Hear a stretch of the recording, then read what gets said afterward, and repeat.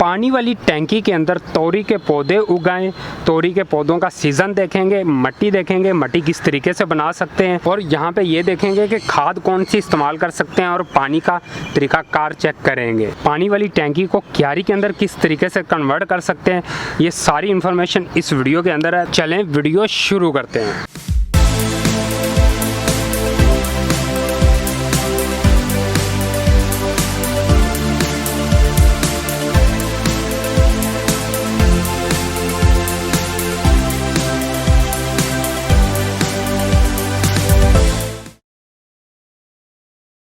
सबसे पहले हम बात कर लेते हैं सीज़न की। तोरी के बीजों को आप अभी लगा सकते हैं या नहीं लगा सकते। 100% आप अभी लगा सकते हैं। मार्च का मंथ पड़ा हुआ है, मार्च के 7 दिन पड़े हुए हैं अभी और अप्रैल के एंड तक इजीली इसकी आप सीडलिंग कर सकते हैं, कोई परेशानी वाली बात नहीं है। अभी बात कर लेते हैं मट्टी की कि मट्टी आप किस तरीके से तैयार कर सकते हैं। इतनी अच्छी भुरभुरी मट्टी आप किस तरीके से बना सकते हैं, बहुत ईजी तरीका है। आप ये वाली वीडियो ज़रूर देख लीजिए, ये ऊपर लिंक आ रहा है। उस वीडियो के अंदर सिर्फ मुझसे ये एक बात मिस हो गई थी कि आपने उसके अंदर 2 मुट्ठियाँ रेत की मिक्स ज़रूर कर लेनी है, तो वो वीडियो आप ज़रूर वॉच करें।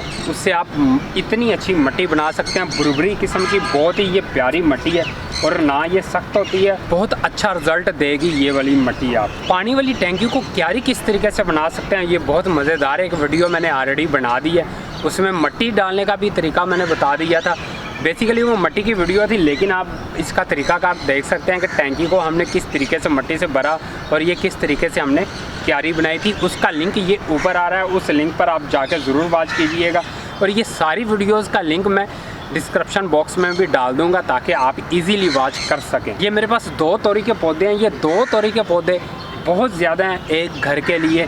ये 2 तोरी के पौधे अगर आप कंटेनर के अंदर लगाना चाह रहे हैं तो कंटेनर का साइज़ कम से कम 20 इंच होना चाहिए, जिसके अंदर सिर्फ एक पौधा हमारा तोरी का लगेगा। अगर आप 22 इंच पे चले जाएंगे तो ज़्यादा अच्छा रिज़ल्ट मिलेगा तोरी की बेलों से। और मेरे पास तो ये टैंकी मौजूद थी, तो इस टैंकी के अंदर हम ये 2 पौधे ट्रांसप्लांट करेंगे।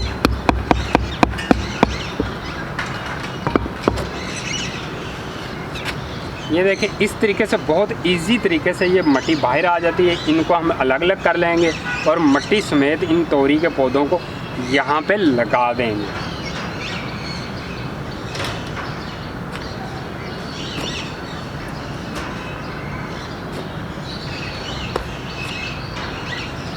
इसके बाद हम खादों का तरीका देखेंगे कि खादें कौन सी आप इस्तेमाल कर सकते हैं। दोनों तरीके आपको बता दूंगा, परेशान ना होइएगा।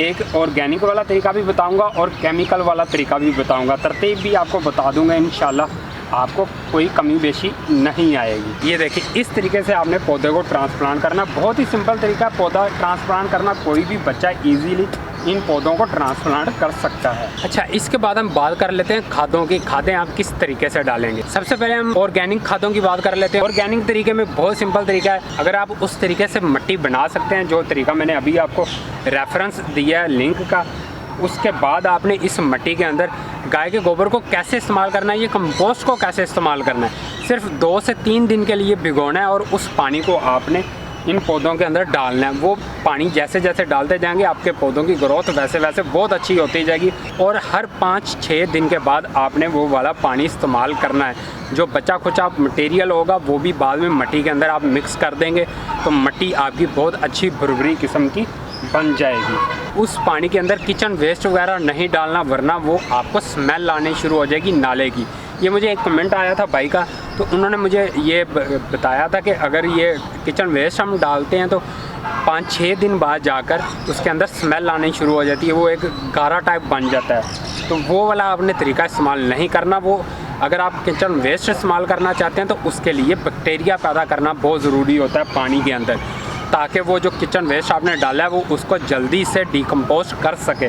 लेकिन वो बैक्टीरिया आप किस तरीके से इस्तेमाल कर सकते हैं, शॉर्ट आपको बता देता हूँ कि आप दही उसके अंदर पानी के अंदर इस्तेमाल करें, बेसन इस्तेमाल करें और उसके अलावा गुड़ इस्तेमाल करें। इन तीनों चीज़ों से बैक्टीरिया बहुत जल्दी बनना शुरू हो जाता है। और हाँ, सबसे अहम बात कि आप उस पानी को रखेंगे कहाँ पर, आप उस पानी को शेड वाला एरिया में रखेंगे। धूप में आपने उसको हरगिज़ नहीं रखना। शेड वाले एरिया में, दरख्तों की छाँव में या दीवार की छाँव वगैरह में आप उस पानी को रखिएगा ताकि उसके अंदर बैक्टीरिया जल्दी से बनना शुरू हो जाएं। इसके बाद हम चलते हैं केमिकल वाली खादों की तरफ। उसमें सिर्फ मैं 3 खादें आपको बताऊंगा। तीनों खादें आपके पौधों को 4 चांद लगा देंगी। इंशाल्लाह आपको तोरियां भी बहुत अच्छी मिलेंगी।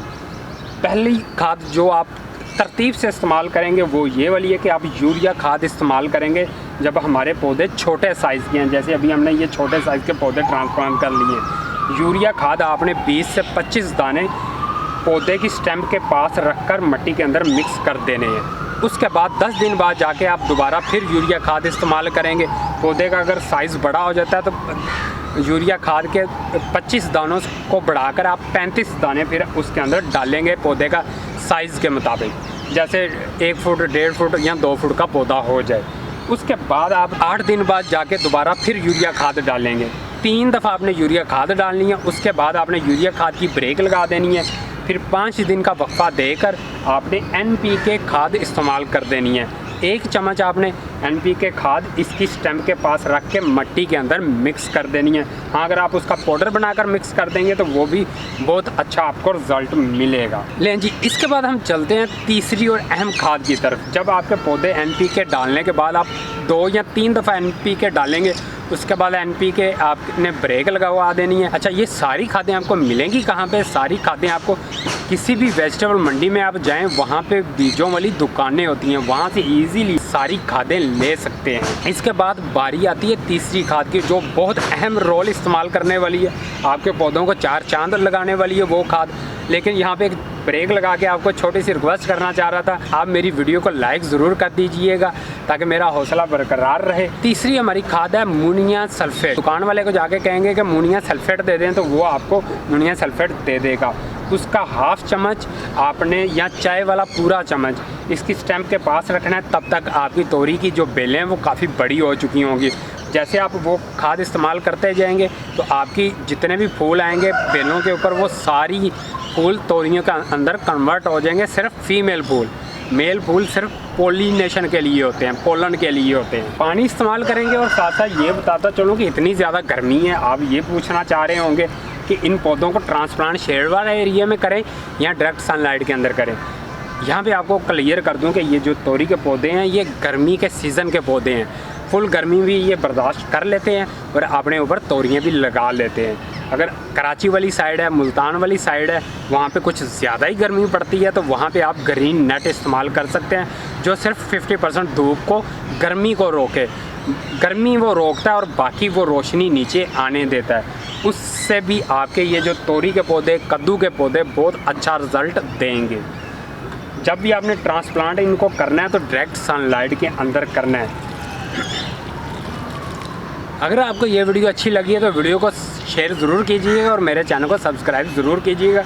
हम मिलते हैं एक नेक्स्ट वीडियो के साथ, नेक्स्ट वीडियो के साथ। तब तक के लिए अल्लाह हाफिज़, बाय बाय।